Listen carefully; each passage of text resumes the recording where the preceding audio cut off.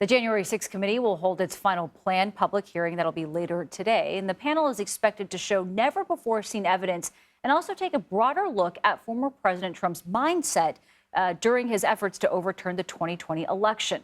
However, there will not be any witnesses testifying in person at this hearing. That's right. CBS News' senior investigative correspondent Catherine Herridge is in Washington with more on what to expect during today's hearing. Hi, Catherine. Good morning. Before we get to today's hearing, there has been some breaking news overnight regarding the investigation into those documents seized from Mr. Trump's Mar-a-Lago home. What is the significance of this latest development of a potential witness who might be able to testify that the former president directed him to move those boxes? Well, good morning. Based on our reporting here at CBS News, this witness is cooperating with federal investigators, and the allegation is that they were directed by former President Trump to move records at Mar-a-Lago after they received a subpoena from the National Archives. So the timing really matters here. It goes to this issue of intent and possible obstruction of a federal investigation, but there are important gaps that we haven't been able to fill in yet. We don't know what these records were. We don't know where they were moved exactly, and whether these were records that former President Trump, in his words, had declassified before he left the White House. And having those gaps filled in would really help us understand the significance of this witness testimony and also the legal exposure it could possibly create. And Catherine, back to today's hearing. So the committee isn't calling any live witnesses today, but it is the final planned public hearing. Does this basically amount to a closing argument for the panel? How are we looking at this? Right. Well, committee aides avoid the language of a closing argument. I like to think of it as sort of like a capstone lecture. You're going to get some new information, but it's also going to weave in some of the narrative threads from the earlier hearings. We're expecting opening statements from the chairman and the vice chair, and then think of the lawmakers as each presenting a chapter in a longer narrative. And it's building up to this conclusion about former President Trump's intent and state of mind on the day of January 6th, and I think more specifically, the events leading up to January 6th, that it wasn't some spontaneous riot at the Capitol, that there was this connective tissue between some of the lead instigators of the violence and people who were close to President Trump. And Catherine, how prominent of a role will longtime Trump ally and former advisor Roger Stone play in today's hearing?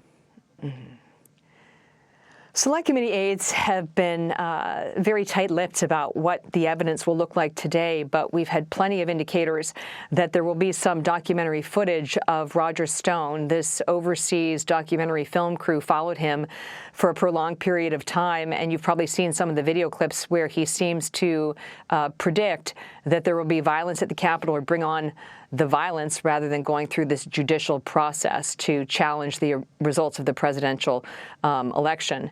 He makes the argument that the video clips have been taken out of context, and he actually put out a statement that reads in part, "I challenge the accuracy and the authenticity of these videos and believe they have been manipulated and selectively edited. They do not prove I had anything to do with the events of January 6th. But we'll see how that evidence plays out. But the important point here is, again, how much evidence does the committee have of this connective tissue between individuals who had close contact with the primary instigators of the violence and then also people who are close to the president and his advisors? Well, given all of that, could we hear again from key witnesses that we've seen in the past, perhaps like Cassidy Hutchinson? I think that's one of the more sort of scintillating things to be watching for today, because what select committee aides have told reporters is that they're not ruling out sort of like a do-over, if you will, in terms of the interview. So, for example, Cassidy Hutchinson had that incredibly powerful testimony about the morning of January 6th, and then this conversation that was related to her by a top Secret Service agent, and the detail that President Trump had sort of lunged at a member of the detail when he hadn't been allowed to go up to the Capitol as the the violence unfolded. But after her testimony, there was what I'll call sort of off-the-record or background comments from those close to the agents really undercutting her testimony. So we'll see whether there's almost her response, if you will, to that criticism. And Catherine, considering that this is expected to be the final public, hearing of the January 6th committee, can we expect them to wrap this up with some sort of conclusion? When can we expect the panel to publish a report of its findings? That's a great question. They've been pretty tight with that information, too, I think, because in some ways it's been a moving target because their investigation has continued. What we do anticipate is a final report probably early December.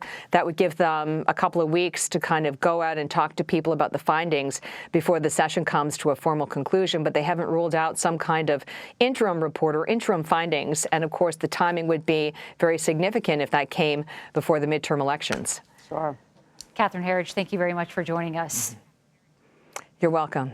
And we will bring you live coverage of today's January 6th committee hearing in a CBS News special report. You can stream that right here at 1 p.m. Eastern.